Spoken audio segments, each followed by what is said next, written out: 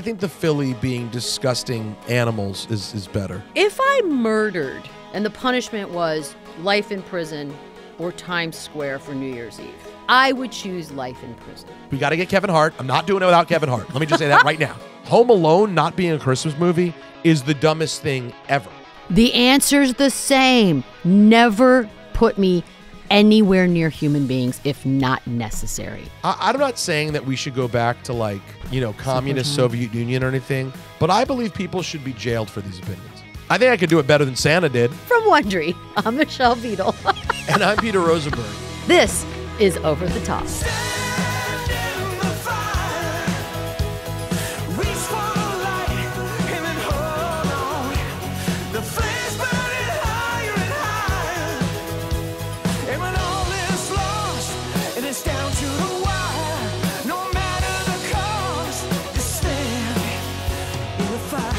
Here is how this special edition of the show will work. Biggest stories and debates that pop up this time of year face off to crown a champion. We will answer the simple question, what is the undisputed most important thing this holiday season? We're going to decide it the only way we know how, using Royal Rumble rules. We start with two stories.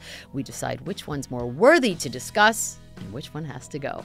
After 90 seconds, a new story will be introduced, and we'll have to decide whether we want to keep talking about our current story or switch to the new one. We don't know the order of stories coming our way, but we do decide which ones get thrown over the top rope. Festive! Peter, what's up first? All right, let's tee them up. Here we go. Our first topic's entering the ring for the special holiday edition. Adam Sandler's Hanukkah song or Mariah Carey's All I Want for Christmas Is You, and the Philadelphia Eagles Santa Claus incident. Do you want to talk about classic holiday songs or the classic moment in time when Eagles fans proved who they really were as people by booing Santa Claus and throwing snowballs at him? God, I am torn. I mean, the Mariah song has become synonymous with the beginning of the holiday season. Love or hate it. I believe it's pronounced Chinooka. Peter, I didn't want to embarrass you while you were doing that. Sorry about that. Yeah, it's fine. It happens.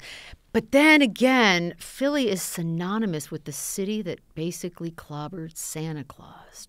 This is actually, I'm kind of stuck here. I think the Philly being disgusting animals is better. I think so too. It just gives us a reason to sort of mock them. So Mariah and Adam, love you, mean it. But if you don't mind showing yourselves out over the top, thank you so much. Santa Claus, Peter. For those who may not be familiar with what happened, or maybe they just heard like, I thought you meant those who are not familiar with Santa Claus. I thought you were about to break down who's Santa. He wears red. He's a hero of mine. Usually comes out at Christmas. Kind of weird. Sneaks in your house. What happened to him in the city of brotherly love? Well, listen. First of all, I heard in defense of the Eagles fans, Santa was a mess. Okay? He wasn't the world's best Santa. And like drunk clown at a birthday party Santa, or like... Yeah, I believe that's the story. I mean, that's the defense I believe that Eagles fans make. And they booed Santa, and they threw snowballs at Santa, and it was basically that incident and the fan intentionally vomiting on another fan at a Phillies game that sort of made Philly the butt of the evil sports fan jokes. You think it has its own Wikipedia page?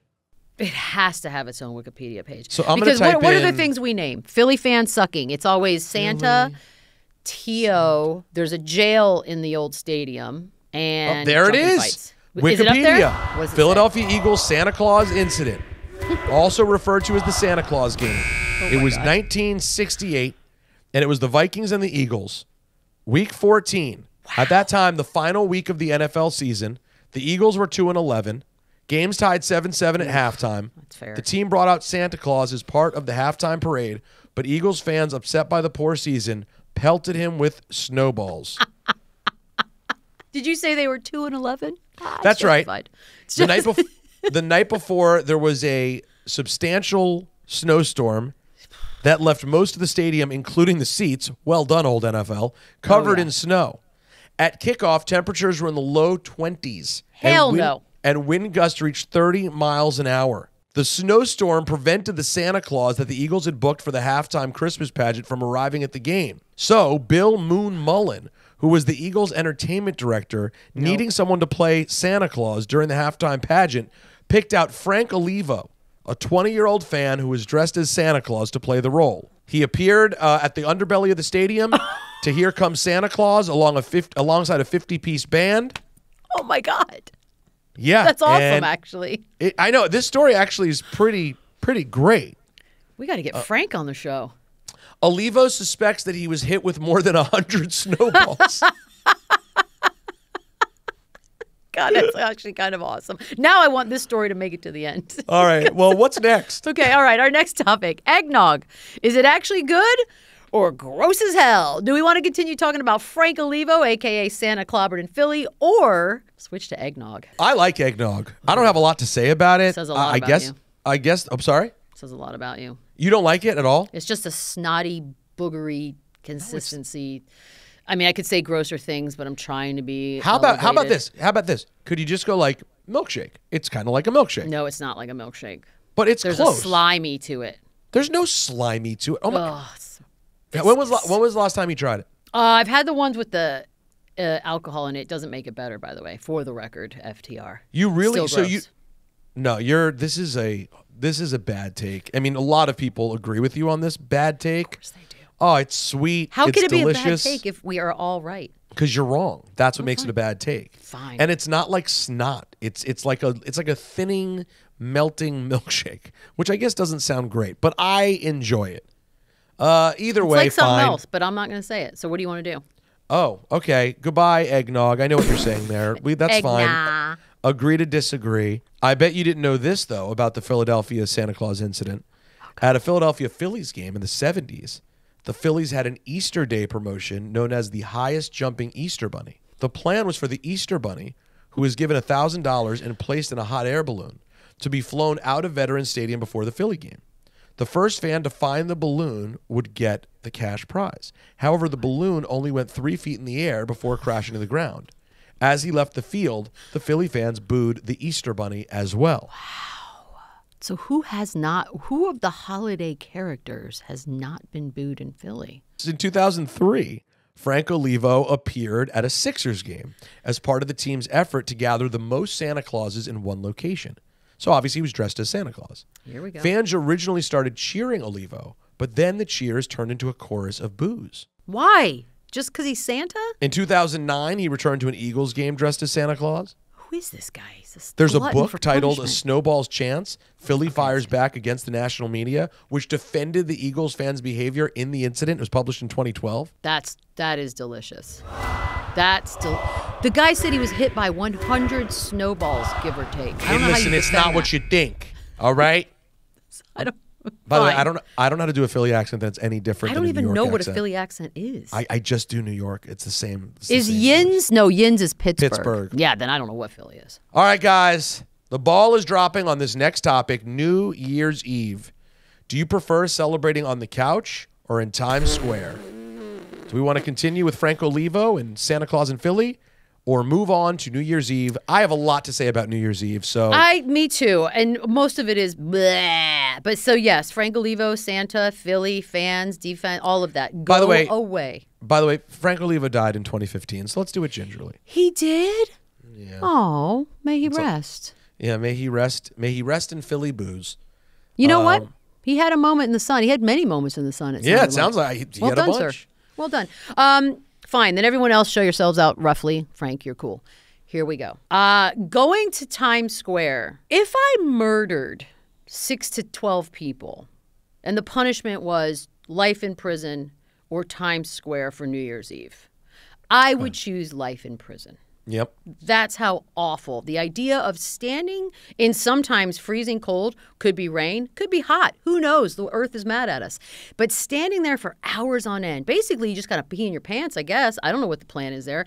Next to a bunch of strangers from all over the world. Just bleh. Absolutely. And by the way, not even in my 20s. This isn't a 40-something talking. This is a me talking from decades on. This sounds like the worst thing you could do on New Year's Eve, Peter. Have you ever done it, by the way? No, I never have. I never will. Nope, never will. I just can't imagine a world in which I would accept this outcome, which is me being stuck in the cold Listen, everybody knows, not to be that guy, I'm not trying to sound like cool New Yorker guy, but everybody knows who spends time in New York. No one wants to spend time in Times Square. I got to tell you, I hate New Year's Eve. I actually got bummed out today because my wife, who's super cool and doesn't ever try to push me to do too many annoying things, was like, I want to do like something fun. She doesn't mean Times Square. She just wanted to do something on New Year's. No, she said Eve. something fun. So yeah, like something with sequins involved. And I was like, I don't really want to do anything on New Year's Eve. Well, because you get stuck in a restaurant. You pay 4 times what it's normally worth for like some set menu with some crappy champagne at the end. Like none of that sounds. No, you know what I would love to do is just like plan a dinner with like 10 friends, like, and go sit at a table and drink at the table and have a great time. Get a late table, like a 10 o'clock reservation. That sounds fun. You know what? That sounds fun. That's what I want to do, babe. Done. That's what I want to do. It's you know what else bothers me about the New Year's Eve of it all? First of all, the TV shows are generally really bad. Garbage. And then why do they have to play the depressing song at the end of the night? It always makes me like sad, and it makes it feel like another year of your life has slipped away. It has. You're almost dead. Isn't that how it feels though? Yes. You feel almost dead. They're showing garbage on the street and like pathetic weirdos who wanted to venture into Times Square making out. And you're just like, what happened to my year? I love the obligatory Jenny McCarthy. Stop showing me that every year. Just stop showing me that every year. Please. And by the way, like it was funny when Anderson Cooper and Andy Cohen got drunk for like a year. It was cool. Yeah, I didn't mind that. Sometimes watching some of the serious news anchors get hammered is a little bit of a nice break, but it's not enough. That can be cool. That can be cool. All right, people, you know what, Beadle? Like us. What? Beadle, we should do New Year's. I know. Okay, well, see, we just figured that out. All right, up next, we will answer once and for all. Honestly, we were about to do it. If classics like Die Hard, Home Alone, and Trading Places are holiday movies, do we want to continue talking about Times Square, New Year's Eve, plans, couch, crowds, or Die Hard and Company as holiday movies? Pizza? This is tough because I'm kind of sick of the debate. Like, it's kind of become an every year generic Twitter. I don't like these forced trending topic conversation. Is Die Hard a Christmas movie? Every year the same argument. It takes place at Christmas, but it's not really Christmas. I mean, no. It's the MJ versus LeBron of movie debates. It really is. It really is that. It really like is. It's boring. It's not like real barbershop debate. It's like forced made up barbershop debate. Right. Because the answer is it is a holiday movie and there's no debate. We're good. We're fine. Is the holiday sort of a theme of the movie? Yes. If so, then yes. Home Alone not being a Christmas movie is the dumbest thing ever. Who says that? I'm not saying that we should go back to like, communist Soviet Union or anything, but I believe people should be jailed for these opinions. I don't know if that's you're not allowed to say that. An extreme episode of our show. I believe if you say Home Alone's not a Christmas movie, you're such a troll. It's almost like you're a real live. You were like created at some sort of Russian tweet farm anyway. Who are you? That's a great point. You're a what bot. Human has? You're a bot. You're a human bot. Cool story, bot. That's what I'm going to start responding with. Yeah, they're all holiday movies. And P.S., may I make the argument that anything's a holiday movie if you enjoy it every holiday with your family and friends? So get the hell out of here, stupid holiday movie debate. We're still talking about whether or not you want to be on the couch or out with the crazies in Times Square. By the way, the answer for me from here moving forward for the rest of my days and my past will always be couch. The answer is couch. Period. You know what? If this show somehow against all odds succeeds and like we go on like a 10-year run of Over the Top just becomes the biggest thing. We're the love that we're the new Joe Rogan. Not like that, but you get the idea. Good Lord willing. I say we start to host our own New Year's Eve show from the couch. Yes. And we just Zoom people in. It's just people jumping in on Zoom and we're just on the couch chatting. We have our own drinks. Like I would have really great wine that I'd be partaking in. You know what? I'll even wear something festive, much like I'm wearing right now. Something fun like that. We can have our pets there. We can have our partners there, family, some friends around. Is this not a great idea? Did we just come up with the best idea? By the way, hey, couch. Wondery, pull this together in a week and a half. We're down. We don't need more than 6 figures for a budget to really get something nice done. No, seriously, it's not hard. fine. We can use my apartment. There you go. Boom, done. Way ahead. I just want some catering, some booze. Help us line up a couple of good guests. We got to get Kevin Hart. I'm not doing it without Kevin Hart. Let me just say that right now. There's no fucking show without Kevin. But you Is book it even Kevin, a show without Kevin? No. And by the way, while we're at it, I want Kevin Harlan. I want Kevin Hart and Kevin Harlan. I want God, who's another Kevin? Kevin Costner. Oh, well, this part could get interesting. Okay. All right, guys. Last topic before the break. What's the better present buying experience, the mall or online shopping? How is this real? No, we're not talking about that. We're gonna. There's not even a. So let me get this straight. You're putting two questions before us, one of which is, would you rather be isolated and a hermit by yourself or deal with stinky, gross strangers? The other one is, would you rather be a hermit isolated by yourself or deal with stinky, weird strangers? The answer's the same. Never put me anywhere near human beings if not necessary. And that's what online is for. P.S. You can also selfishly and weirdly buy a bunch of crap for yourself and not feel bad about it online. It's a good point. You do it at the mall, you look bad. So get out of here. Yeah. Question about online or mall. We know the answer. And let's continue planning. Let's continue planning this New Year's special because I really think we have something here. We need a celebrity chef. Who's going to be our celebrity chef? Well, I have a question. If we do this, do you think you could convince one person of note to show up to this shindig? How high does the note need to be? Not that high. A somewhat high person of note. Someone that people go, try. Ah, I could definitely try. okay. I mean, they just have to zoom in, right? Well, Zoom, we for should be able sure. to pull some good ones. We can get some good people. Yeah. But obviously, Kevin Hart, we both have pull there. We can get Kevin Hart. You think you can? You think we can?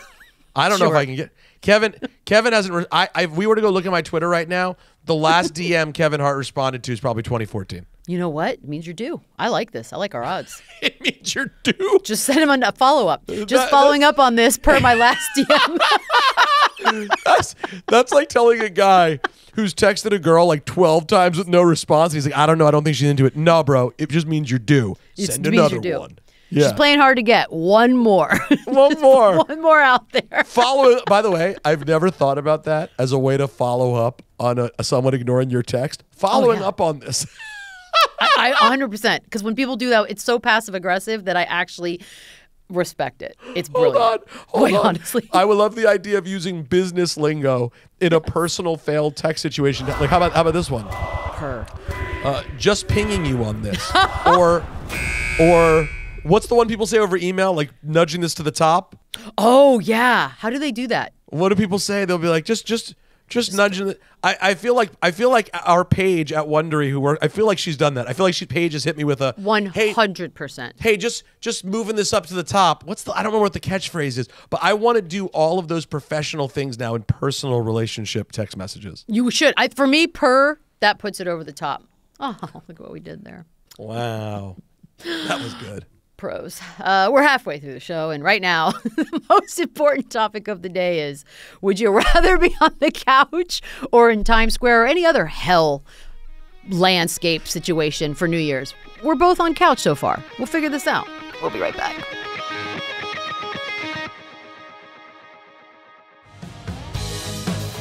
Welcome back to Over the Top, where right now introverted, antisocial hermit behavior seems to be winning, Peter.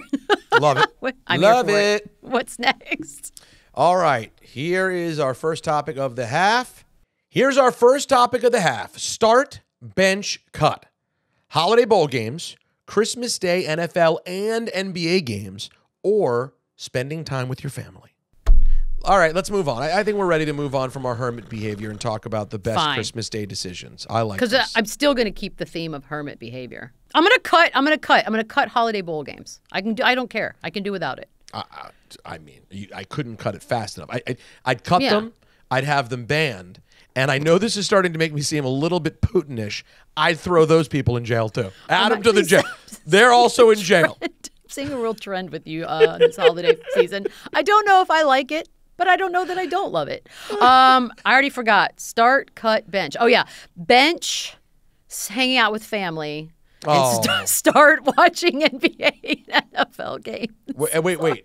Wait.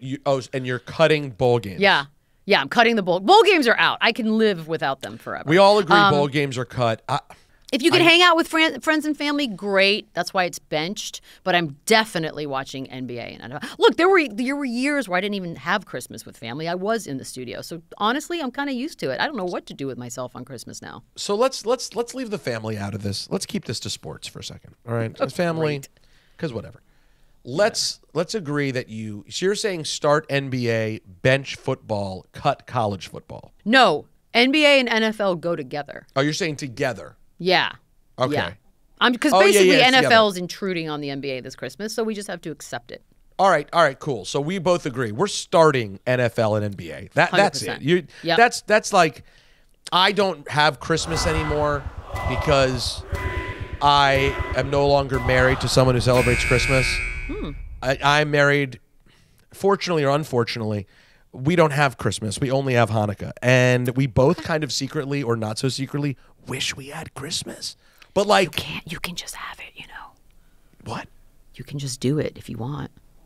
It's just a day. What will the other Jews say to us? They'll look down at us. Just don't tell them. Can we make a ham? That's up to you. I don't eat pork. Yeah, my wife would say that's a bridge too far. But for the Christmas tree, the big meal, like kind of make it like Thanksgiving again. Oh, that sounds great. Okay, I think we fixed everything. All right, I forgot where we were. All right, up next. Bigger Grinch, Larry David, or Roger Goodell? Do we continue talking about our Christmas Day decisions, choices, desires, or switch it over to Grinch talk? Would it be important for me to have any idea what this topic's about? Do you know who the Grinch is? Sure. Okay, do you know that the Grinch stood for sort of anti-Christmas, anti-happiness, anti-festive until he realized that he had a heart after all and wanted to be a part of the fun and love? Yeah. So in that regards, neither one of those men are Grinches in that way. Interesting. Yeah, like why is Larry David the Grinch? Just because he's like doesn't enjoy festive things? Anything. Yeah, he doesn't like anything. Everything's negative. And what about Roger Goodell? I mean, I know everyone hates Roger Goodell, but he did put football on Christmas. It's a great point. And it was not because of anything he wanted personally. I'm going to stick with Christmas Day decisions. I'm going to go with it. Because if you live in New York City or anything like that, you can get like really great Chinese food on Christmas Day. You kidding me? And the fact that you have sports all day long, it's like it's an excuse to be a gluttonous pig. But unlike Thanksgiving, you don't even have to cook if you don't want to. Give me your Chinese food order for Christmas while watching sports. So I'm sort of basic in that regard. I like scallion pancakes and I like General Tso's chicken. I like by the spicy. Way, the only war hero that I truly celebrate is the great General Tso, God rest his soul, and what he did for this nation and all nations when he sacrificed himself to create the most delicious chicken we've ever seen. It's the best. When he realized those tiny little peppers that can wreak havoc on your body for weeks, but if you put just enough of them with a bunch of chicken and you fry it a certain way with sauce, my God, sir. And do you know, a lot of people don't know this, but on his deathbed, they said, General Tso, please tell us, what's the difference between General Tso's chicken and sesame chicken? He said with his dying breath, he went, ostensibly nothing. Nothing. Very, very slight difference to the sauce. All the chickens are almost the same. But guess what? There is no General Sesame, so we honor General Tso. But I do love sesame chicken. I'm a sesame chicken I love guy. all of it. All of it. The General, I'm a big fan of the General, big fan of sesame chicken. I never do scallion pancakes, but I do like them. Good. Yeah. You just need all the carbs, like any kind of like a dumpling. Just throw all the carbs in there as well. And the beauty of that food is you can eat it. You can eat it an hour from then. You could put it in the fridge. Oh, tomorrow, what is it? It's been 4 hours. I'm going to eat it again. It's the perfect holiday food. Swear by it. If you've never woken up the day after a Chinese meal and had brunch that was just the Chinese meal again, I don't know who you are. I don't know who you are either. The next challenger, let's debate best Christmas comedy, or do we stay with Christmas Day decisions? I'm down for some Christmas movie talk. We're doing Christmas movie talk. Best comedy Christmas. I mean, first of all, we're showing Chevy Chase and Will Ferrell, so that's obviously two choices you can have: Christmas Vacation and or Elf. I'm going to pull from a third option, if it's all right with everyone here. The Great, one of his more underrated performances, Billy Bob Thornton as Bad Santa. For my money, talk me out of it. Talk me out of it. I couldn't agree with you more. I Suspense was killing me. I love Bad Santa. It's so good. Like, listen, Elf Cute. is a great and sweet movie to watch when Yes. your kids are young. Sure. But then when your kids become like late teenagers, that's when you go, you know what? It's time to put you on to really funny. Let's do Time for Bad you to Santa really with the laugh. family. You know what I mean? Oh, what a wonderful, wonderful film. And actually oddly sweet, too. Yes, the kid with his relationship with the little chubby kid. I'll tell you what, though. I love Elf. I love Gremlins. Gremlins is I'll watch that every time it's on. Christmas Vacation, obviously all the vacation movies are classics for a reason. But you know what? I want to say this. I don't get a chance to say it enough, and I think it needs to be said. As great as Christmas Vacation is, it's great. It's not original National Lampoon's Vacation. It's not. No. It's not. It's good. It's really nice. To me, though, it'll always be National Lampoon's Vacation #1, European Vacation #2. It goes in order to me. Then Christmas, then Vegas. It actually goes, and You're right. They're all enjoyable, but I think it goes in order. I really do. I think you're right. And then who knew? But like Randy Quaid went crazy. Chevy Chase is off the deep end. It's kind of crazy. That movie might be jinxed. You know what? It's a fair point by you. Also, let me just say this as someone who never was raised with this movie. The 24 hours of A Christmas Story, I'm good. I do love Christmas Story. It's a bit much, though. It's Can got you some agree? good lines. I once was in Vegas, and the guy who played Ralphie was drunk at the table with us, who, by the way, has become like a movie director. Like, he's become quite successful at it. But Wow, at this good for you, time, he was Ralphie. at the table, very drunk, shirt was unbuttoned, had a lovely woman with him. Hello. And all I kept saying was, I kept saying Ralphie to him over and over. I probably was drunk too, let's be honest. Wait, so it sounds like you were drunk. Maybe everyone was drunk. I just kept going, Ralphie, Ralphie. And then finally he's like, yes, I am Ralphie. I was like, ha, ha, ha, ha, I knew it. Okay, I was drunk. You know what? Next story. I was about to say, when you tell the story, it's sort of, you're like, I got this crazy story. Ralphie was drunk, and I just kept being like, Ralphie, hey, yo, Ralphie. It's crazy how drunk he was. No, you were drunk, He Beadle. was drunk too, because he had like $100 bill just like sloppily hanging out of his shirt pocket. It was not a good moment. It was not a good moment. For I a lot bet of people. I bet he was sober enough to say to his friends, someone get this drunk. Well, then I was like, hey, remember the other guys like in porn now? Like, it was me. Okay.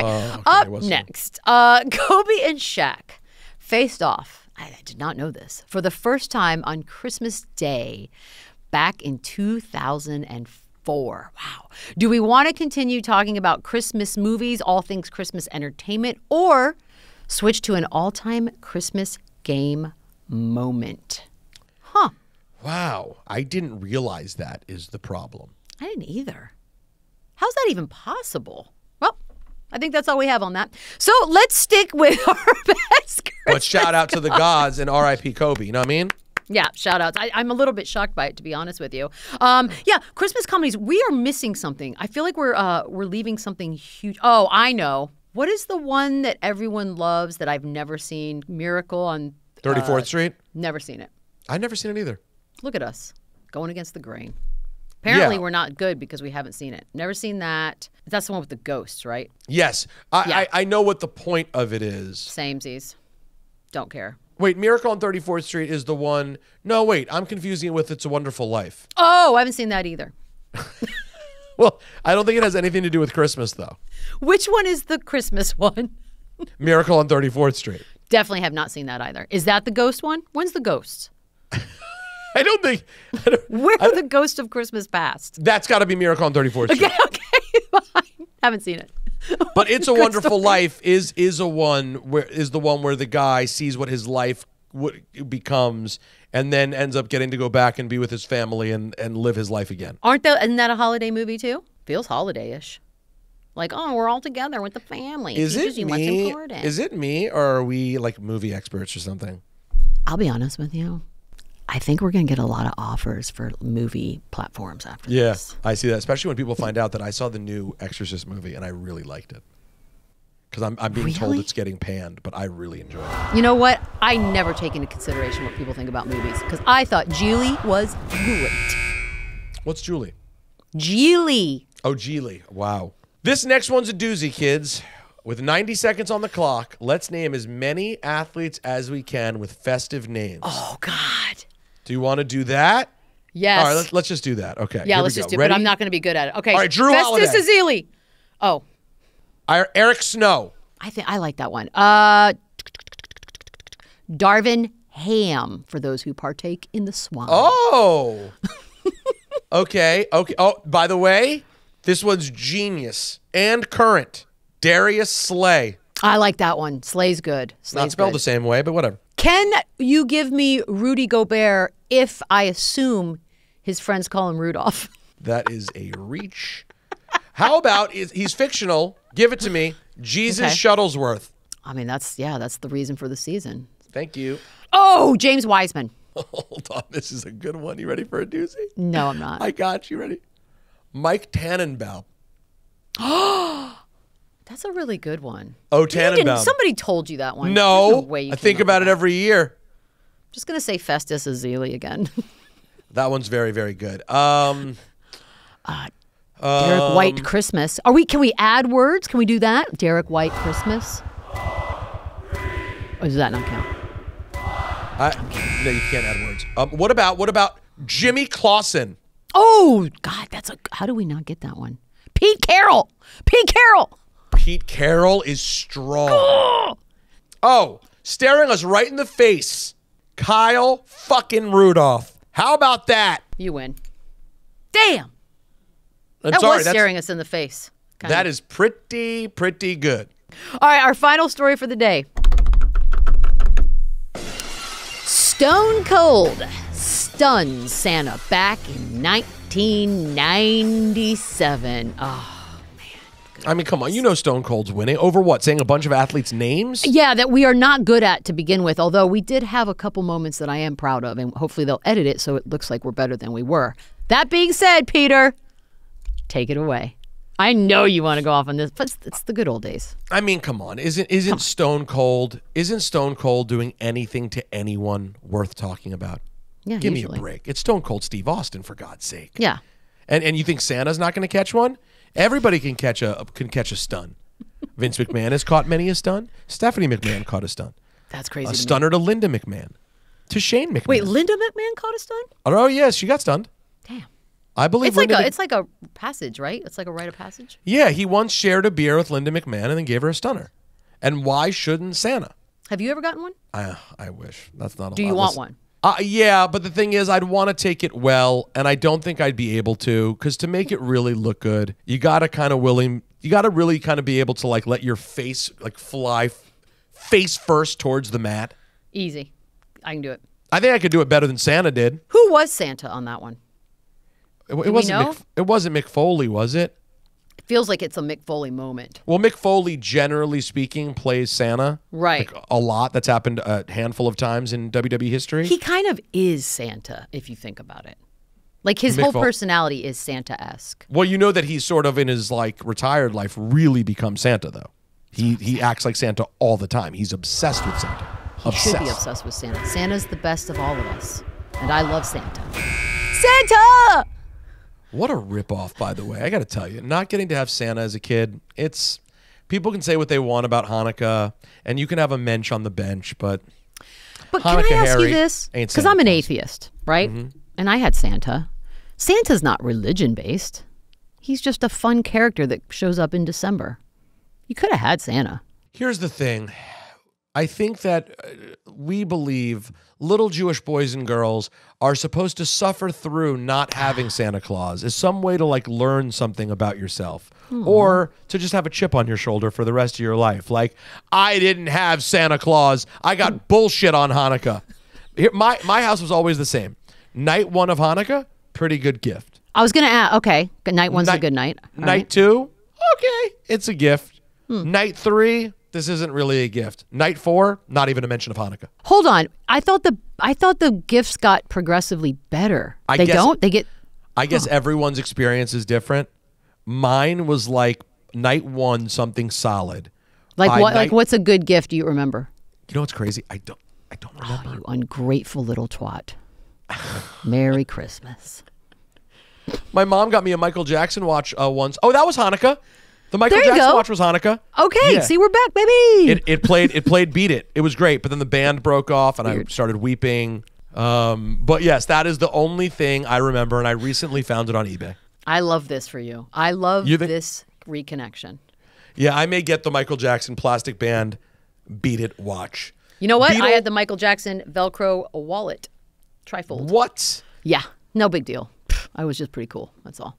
Oh, God. Did we do it? Did we solve the holidays? Are we heroes? No. I think of all the episodes we've done, we really did a good job establishing some important things on this holiday spectacular. I don't even know. Wait, so did we? I'm sorry.